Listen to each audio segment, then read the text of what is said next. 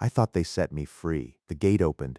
The forest was full of acorns, and for the first time in my short life I could run wherever I wanted. But I was not being freed. I was being fattened. Because on a medieval farm, a pig was not just an animal. It was a way to turn the forest into winter food. That was the trick I did not understand yet. I was born behind a cottage, in straw and mud, beside my mother. For a few months, life was simple. Scraps, whey, peelings, a warm heap to sleep in. The humans scratched my ears like I was a pet.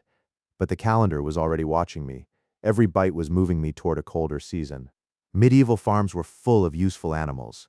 Cows could give milk, oxen could pull, chickens could make eggs.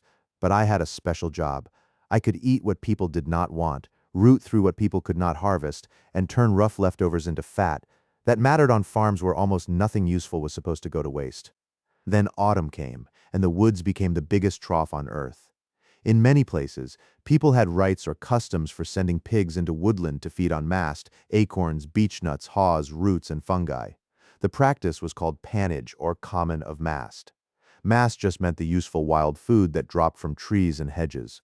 To me, it looked like paradise. To the farmer, it was accounting. The forest had calories falling out of the trees. Pigs could collect those calories with their noses. The forest became a feedlot, except the feed grew by itself. No plow, no hay meadow, just a hungry animal and a floor covered in food. The strangest part was this: green acorns could be dangerous for some animals, including cattle and ponies.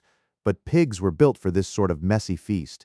They rooted, cracked, swallowed, and fattened while other livestock were kept away.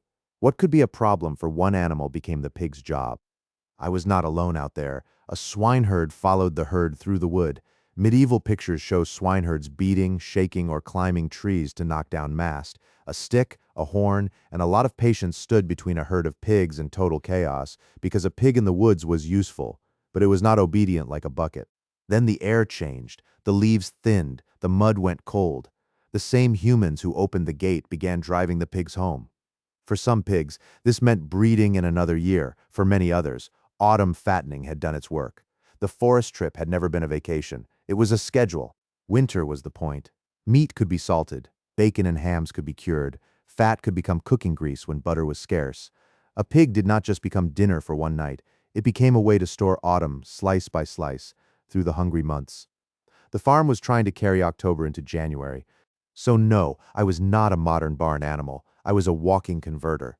Acorns went in. Winter food came out. To me, the forest looked like freedom to the farmer. It was storage. My little legs were part of a bigger machine: woodland, hunger, winter, and salt. That was the strange logic of the medieval pig.